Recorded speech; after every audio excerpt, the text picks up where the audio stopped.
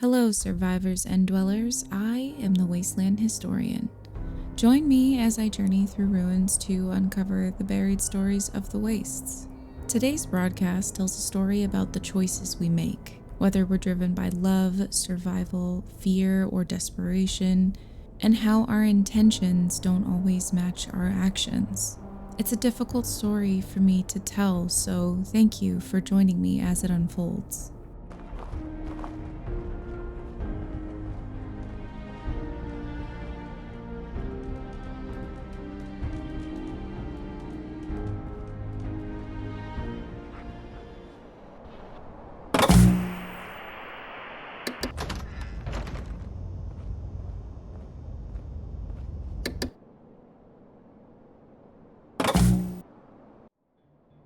2 centuries ago, as the bombs fell over Boston, one man believed he could outsmart the apocalypse. Buried beneath the hills southwest of Fort Hagen lies the private shelter of Boston's last mayor, his wife, and children. In the final days before the war, Mayor Hildenbrand quietly funneled taxpayer funds to construct a lavish underground bunker where he could escape when the unthinkable happened. Inside were all the comforts anyone could want and more. A fully stocked pantry, a gym with a full basketball court, armed guards, a spacious living room connected to a big kitchen, a master bedroom, children's room, and even a private room for his security detail. On October 23, 2077, when the bombs hit Boston, Hildenbrand sealed himself, his family, and his personal guards inside the bunker. But somehow word had spread. His constituents, the very people whose taxes had paid for his escape, discovered the bunker. They arrived at the entrance with a construction digger, ripping the security door off its hinges, and forced their way in. When the mayor learned what was happening outside, he made a desperate choice. He decided to take his own life, hoping his wife could bring his body before the mob to placate their anger. Before doing so, he recorded a holotape explaining his decision and telling her how much he loved her and the children. Hi, sweetheart. I'm sorry it had to end this way. I tried to build a place where our children could live comfortably. You know, I'm a family man, and know our children come first.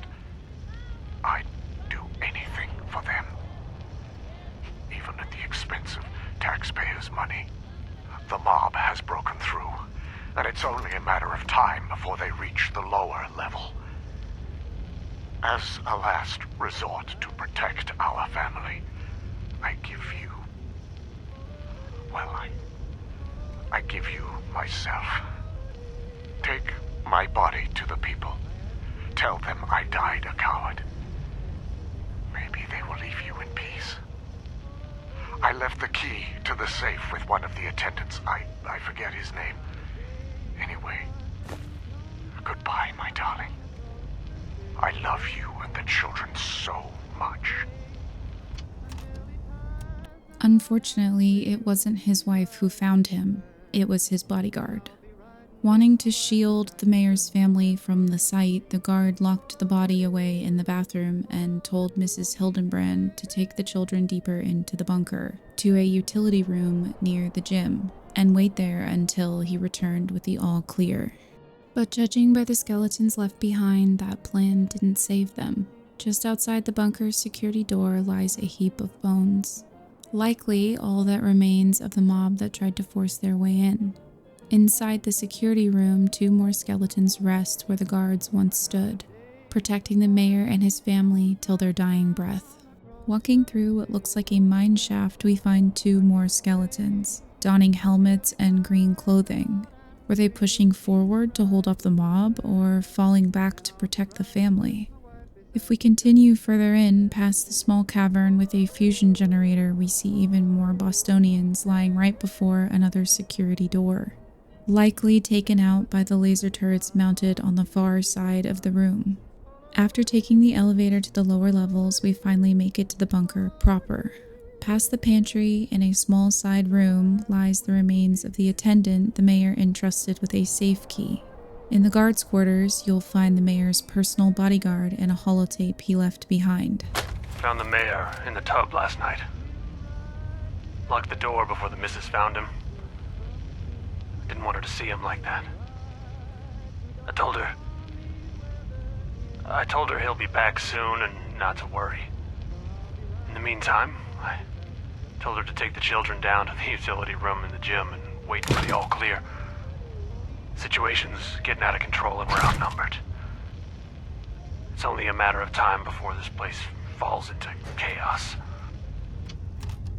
The mayor himself is found in a bathroom, slumped in a tub, a radio resting beside him.